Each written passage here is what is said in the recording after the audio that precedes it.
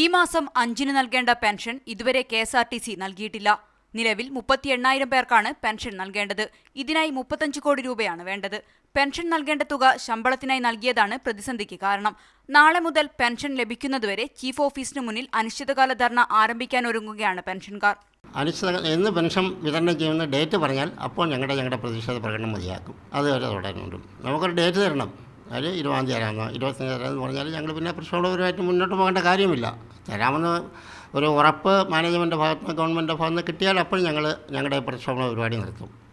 അപ്പോൾ ഈ തുച്ഛമായ വരുമാനം കൊണ്ടാണ് ഇവിടുത്തെ ഫാമിലി പെൻഷൻകാരും കഴിഞ്ഞു പോകുന്നത്. അപ്പോൾ ഓരോ മാസവും ഇങ്ങനെ ദിവസങ്ങൾ നീണ്ടുകിട്ട് പോകുന്നതും അവരുടെ ജീവിതം അസഹ്യമായി വരും. KTDFCയിൽ നിന്നും KSRTCക്ക് ഈ സാമ്പത്തിക വർഷം ലഭിക്കേണ്ട തുകയുടെ പരിധിയും അവസാനിച്ചു. സർക്കാർ KSRTCക്ക് 350 കോടി രൂപ നൽകിക്കഴിഞ്ഞു. പ്രതിമാസം 150 കോടി രൂപയുടെ അധിക ബാധ്യതയിലാണ് KSRTCയുടെ സഞ്ചാരം. 24-ന് തൃശൂരിൽ ചേരുന്ന പ്രവർത്തക കൺവെൻഷനിൽ കൂടുതൽ സമരപരിപാടികൾ തീരുമാനിക്കും. മീഡിയ 1 തിരുവനന്തപുരം.